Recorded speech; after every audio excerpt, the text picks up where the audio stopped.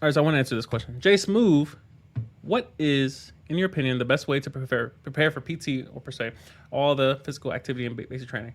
Um, I spoke about this a long while ago, probably some years. Becoming an athlete.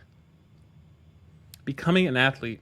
Um, it's a concept that most people don't really think about in terms of basic military training because most people just don't have context of what you're doing basic training. The biggest factor when it comes to basic training is durability, stretching, hydration, uh, endurance. Basic training is not difficult. It's not hard. This is the Air Force we're talking about. The Air Force is not difficult when it comes to basic training.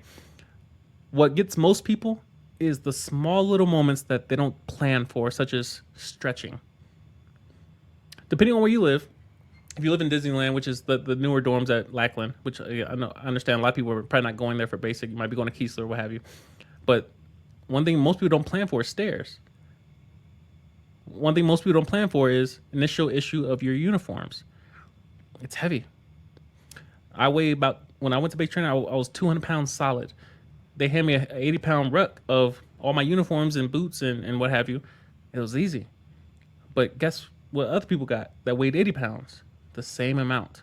If you weigh 80 pounds and they hand you an 80-pound ruck and you're 5'3", that's a bit different than someone who's 6'2", 200 pounds getting an 80-pound ruck. It's different.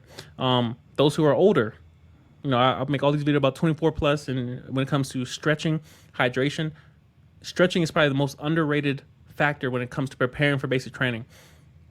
Marching, your legs will give out so quickly in the first couple of days.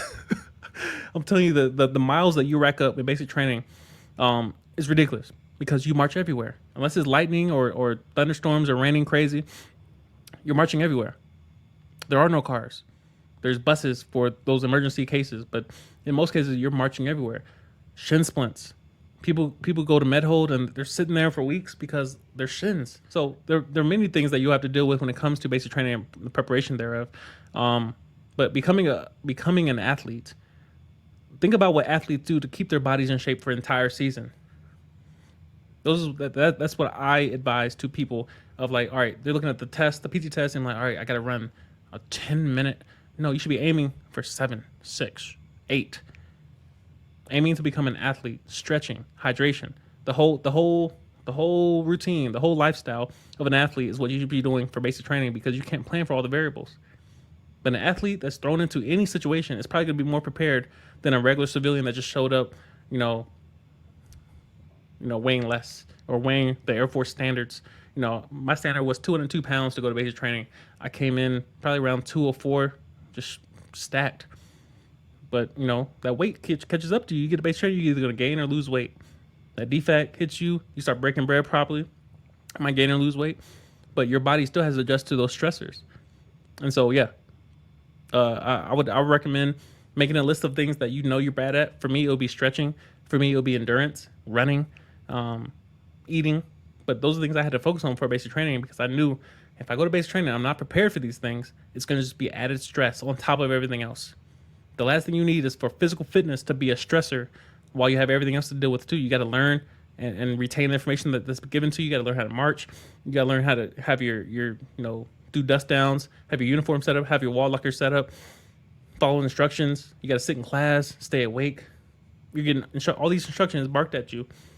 That's a lot of stress already. And then on top of that, you're out of shape. You can't have that.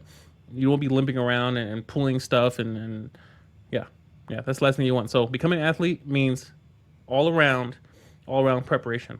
All the weaknesses that you don't know about, ask someone, hire a trainer, have them identify, all right, your ankles are not very flexible. One hip is higher than the other one. You need to stretch your hip flexors.